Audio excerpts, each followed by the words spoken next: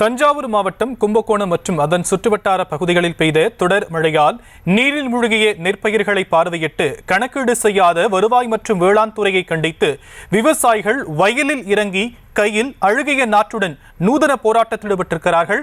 முதலில் அவர்கள் கொடுத்த பேட்டியை கேட்கலாம்.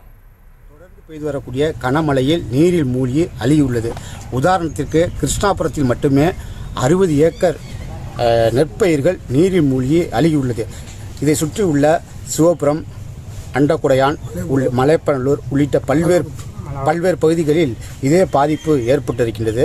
உடனடியாக இந்த இடங்களை வருவாய்த்துறையும் வேளாண்மை துறையும் உடனடியாக ஆய்வு செய்து உரிய இழப்பீடை வழங்க வேண்டும் என்ற கோரிக்கையை வலியுறுத்தி இன்றைய தினம் வயலில் இறங்கி அழுகிய நாற்றை கையில் ஏந்தி கண்டன ஆர்ப்பாட்டத்தை நடத்தியிருக்கின்றோம்.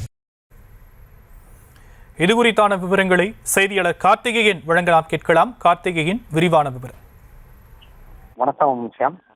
கும்பகோணம் அதன் சுற்று வட்டார பகுதியில் கடந்த வாரம் பெய்த கனமழையினால் இங்கு உள்ள நெற்பயிர்கள் நீரில் மூழ்கி சேதமடைந்துள்ளது. அதிலும் குறிப்பாக கிருஷ்ணாபுரம் அதன் சுற்று வட்டார கிராமமான சிவபுரம், மலையப்பநல்லூர், அண்டக்குடையான் போன்ற பல கிராமங்களில் 100 கணக்கான ஏக்கரில் உள்ள நெற்பயிர்கள் நீரில் மூழ்கி அழுகி தொடங்கியுள்ளது.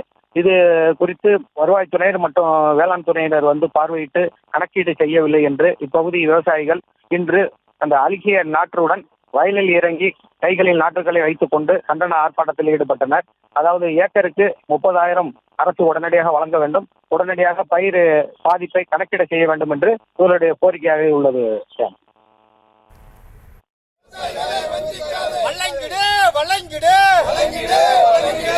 பெஞ்சா புயலால் பாதிக்கப்பட்ட கனமழையால் பாதிக்கப்பட்ட நெற்பயிர்களுக்கு ஏக்கருக்கு ஆய்வு செய். விரிவான விவரங்களுக்கு நன்றி கார்த்திகேயன்.